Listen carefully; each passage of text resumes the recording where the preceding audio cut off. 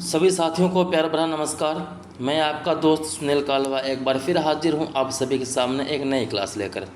साथियों, DSSB drawing teacher की हमारी टेस्ट सीरीज़ शुरू कर रखी है, जिसमें हम हर रोज़ प्रैक्टिस सेट करते हैं। आज की क्लास 15वीं है और इसमें हम अप्लाइड आर्ट स्पेशल के प्रश्न महत्वपूर्ण जो है वो करने वाले हैं।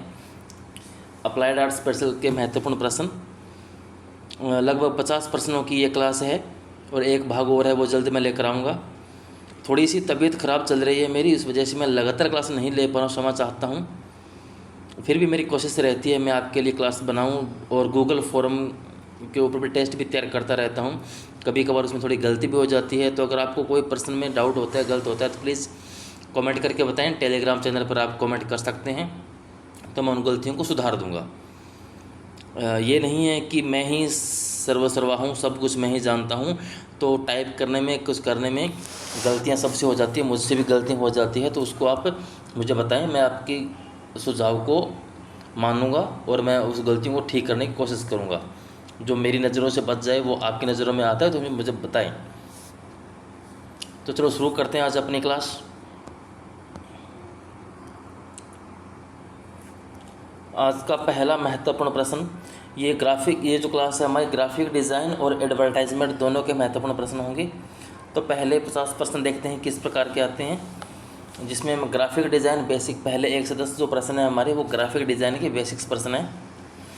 प्रश्न आज का है, ग्राफिक डिज़ाइन का मुख्य उद्देश्य क्या है। तो ग्राफिक डिज़ाइन है जिसका मुख्य उद्देश्य होता है संदेश को प्रभावी ढंग से प्रस्तुत करना।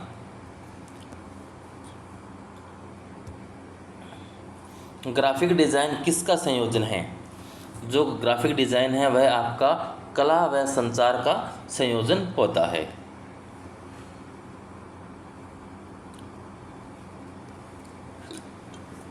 टाइपोग्राफी किससे संबंधित है। तो टाइपोग्राफी आपकी फ़ॉन्ट व अक्षरों के डिज़ाइन से संबंधित है। लेआउट का मुख्य उद्देश्य क्या है। तो आपको जो लेआउट है उसका मुख्य उद्देश्य होता है टेक्स्ट और चित्रों का सही संतुलन बनाना।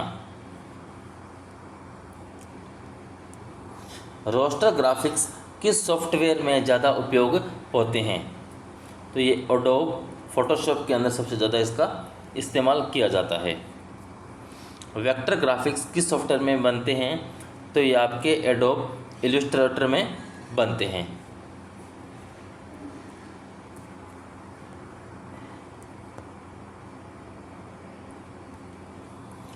CMY के कलर मोड का उपयोग कहाँ पर होता है। तो इस कलर मोड का उपयोग जो आपका प्रिंटिंग के अंदर होता है। इसका जो पूरा नाम होता है, जैसे C का सियान, M से मजेंटा, Y से येलो और K से की कलर बोलते हैं। और की कलर का मतलब होता है ब्लैक यानी काला। यानी ये 4 आपके मेन कलर कौन कौन से होंगे। सियान,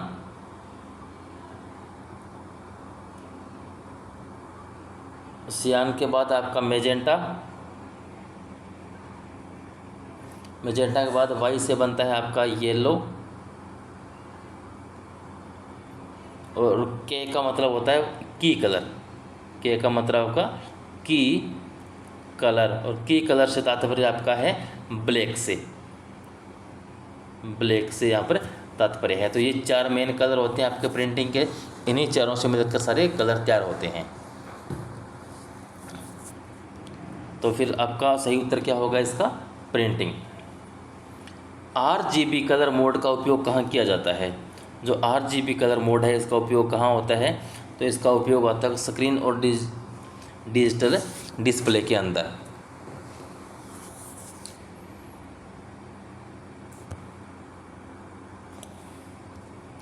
लोगो डिज़ाइन का उद्देश्य क्या है। लोगो डिज़ाइन का उद्देश्य होता है कंपनी और ब्रांड की पहचान बनाना। कैनवा किसके लिए प्रसिद्ध है। तो जो कैनवा है आपका ग्राफिक डिज़ाइन टेम्पलेट के लिए प्रसिद्ध है। आगे हमारा भाग 2 है, इसके अंदर टाइपोग्राफी और लेआउट से संबंधित महत्वपूर्ण प्रश्न हैं 11 से लेकर 20 तक। सेरिफ फ़ॉन्ट की पहचान क्या है। जो सेरिफ फ़ॉन्ट है उसकी पहचान होती है अक्षरों के सिरों पर छोटी रेखाएं। ये इस प्रकार हो सकता है, आप देखेंगे, मैं इसका थोड़ा साइज़ बढ़ा के दिखाता हूँ आपको। जैसे कोई मान लो ए लिखा हुआ है इस प्रकार ए, ये ए, तो कई बार देखते हैं इस प्रकार डिज़ाइन बना होता है थोड़ा सा किनारों पर इस प्रकार ये, तो ये जो साइडों के अंदर जो डिज़ाइन बना है ये वाला जो डिज़ाइन है, इस डिज़ाइन को सेरिफ कहा जाता है। तो यानी अक्षरों के जो सिरों पर छोटी रेखाएं होती है, ये सब ये क्या है, ये आपका सेरिफ कहलाता है। sans सेरिफ फ़ॉन्ट कहाँ उपयोग किए जाते हैं? जो sans सेरिफ है तो ये अधिकतम डिजिटल स्क्रीन के ऊपर उपयोग में लिए जाते हैं।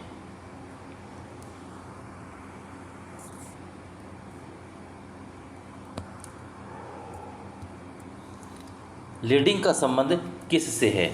जो लीडिंग है उसका संबंध किससे होता है? तो पंक्तियों के बीच की दूरी को लीडिंग कहते हैं। और ये जो वर्ड है आप इनको याद रखें, क्योंकि एग्जाम के अंदर इस प्रकार के प्रश्न पूछे जाते हैं, पिछली बार भी पूछे गए हैं। जैसे एक दो शब्द आया था कार्निंग, कार्निंग से क्या तात्पर्य है, या दो शब्दों या दो वर्डों अक्षरों के बीच में जो स्पेस होता है उसको क्या कहते हैं। जैसे ये शब्द सामने आ गया कार्निंग, प्रश्न नंबर 14 जो आपका है कार्निंग, ये प्रश्न पिछली बार आया हुआ है। तो लीडिंग का संबंध किससे है? पंक्तियों के बीच की दूरी। प्रश्न आ सकता है कि पंक्तियों के बीच की दूरी को क्या कहते हैं, तो लीडिंग है।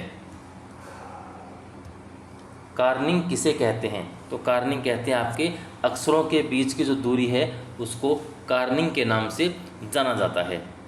तो ये इन आप शब्दों के याद रखें, प्रश्न इस प्रकार बन के आएंगे तो आप कंफ्यूज ना हो।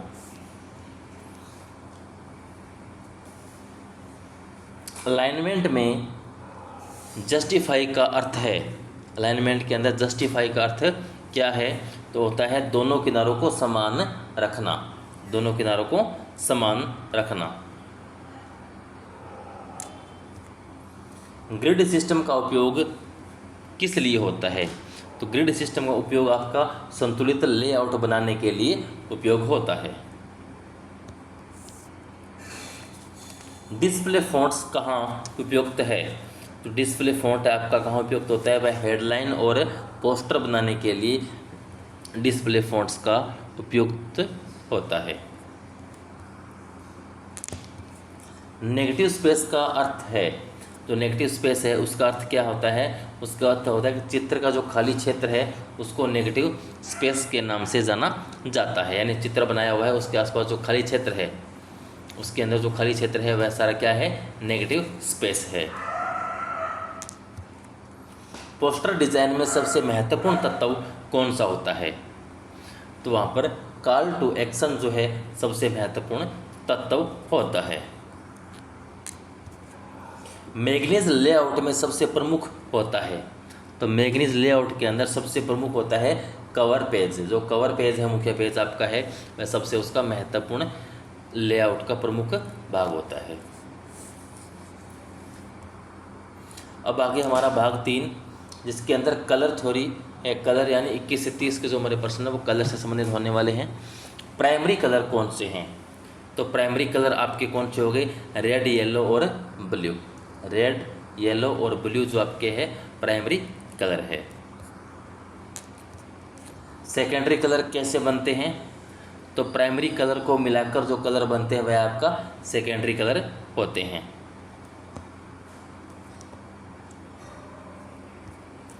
वार्म कलर कौन से माने जाते हैं? वार्म कलर, गर्म कलर कौन से हो गए?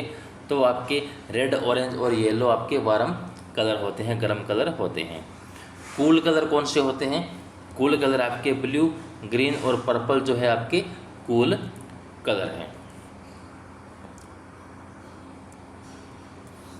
मोनोक्रोमेटिक कलर स्कीम का अर्थ है, तो मोनोक्रोमेटिक कलर स्कीम का मतलब होता है एक ही रंग के विभिन्न शेड्स, एक ही रंग के विभिन्न शेड्स। ऑप्शन नंबर बी आपका सही उत्तर होगा।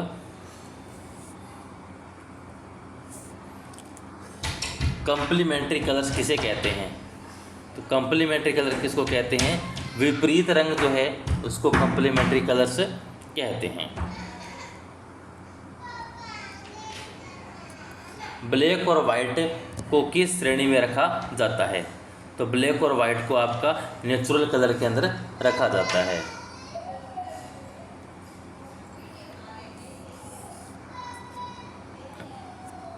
प्रिंटिंग में के का अर्थ क्या है? प्रिंटिंग है उसके अंदर के होता है, के का अर्थ क्या है?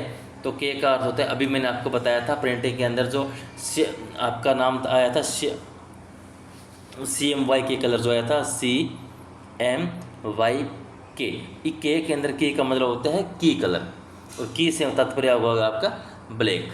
सी, ऑप्शन सी आपका सही उत्तर होगा।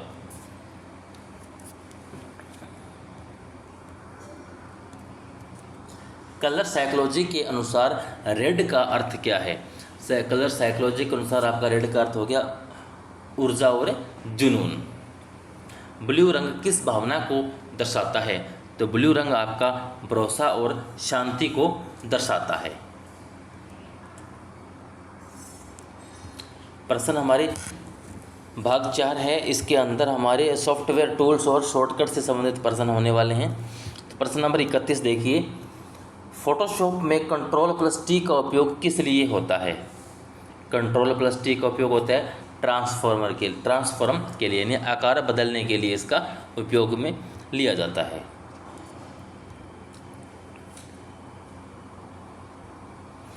इल्यूस्ट्रेटर में वेक्टर ग्राफिक्स किस फॉर्मेट में सेव होते हैं? तो .ai के अंदर ये सेव होते हैं। कोरल ड्रॉ किस प्रकार का सॉफ्टवेयर है? तो यह वेक्टर ग्राफिक डिज़ाइन का सॉफ्टवेयर है।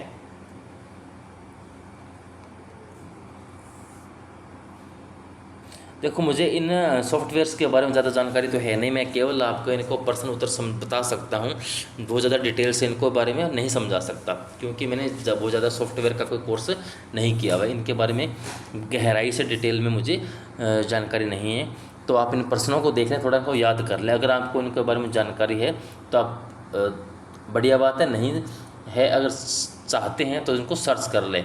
और वैसे मेरा एक मानना है कि अभी आपको फ़िलहाल एग्ज़ाम को पास करना है, विद्वान नहीं बनना, तो आप जो बड़ी बड़ी चीज़ें हैं मोटे तौर पर उन चीज़ों को याद कर लें ताकि एग्ज़ाम में आपके काम आ जाए, तो ये आपके लिए ठीक रहेगा। फोटोशॉप में लेयर का उपयोग किस के लिए होता है? तो फोटोशॉप के अंदर जो लेयर है उसका उपयोग आपको होता है डिज़ाइन को अलग अलग भागों में नियंत्रित करने के लिए।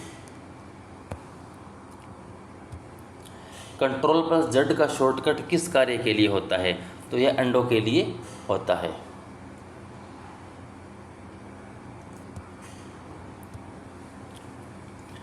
इल्यूस्ट्रेटर में पेन टूल का उपयोग किस लिए होता है? तो इसका पैथ्स और शेप्स बनाने के लिए उपयोग में लिया जाता है। फोटोशॉप में क्रॉप टूल्स का शॉर्टकट क्या है? सी।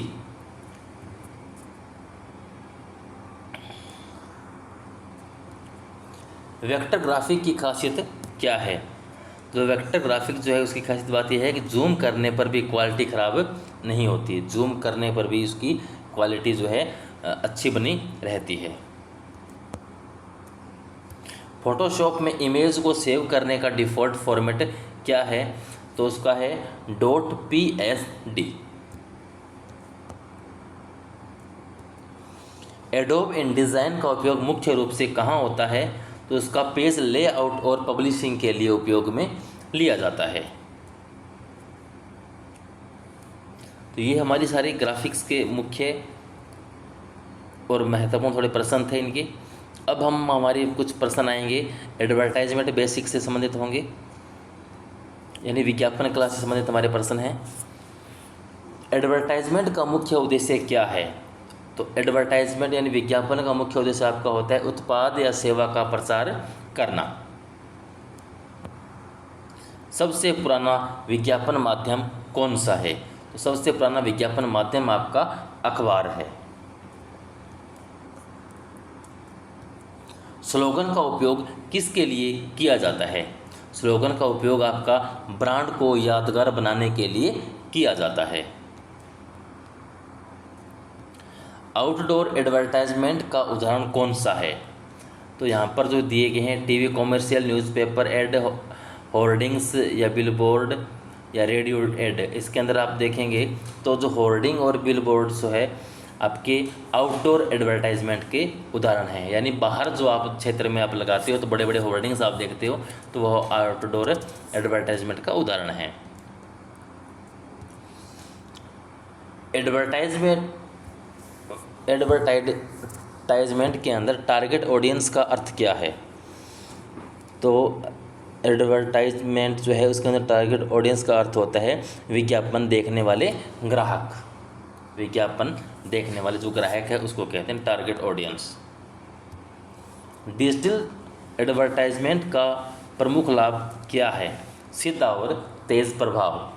यानी होर्डिंग्स वगैरह है, अखबार है, तो उसके लिए बाहर जाते हो, अखबार उठाते हो, पढ़ते हो, देखते हो तो वो दिखता नहीं है।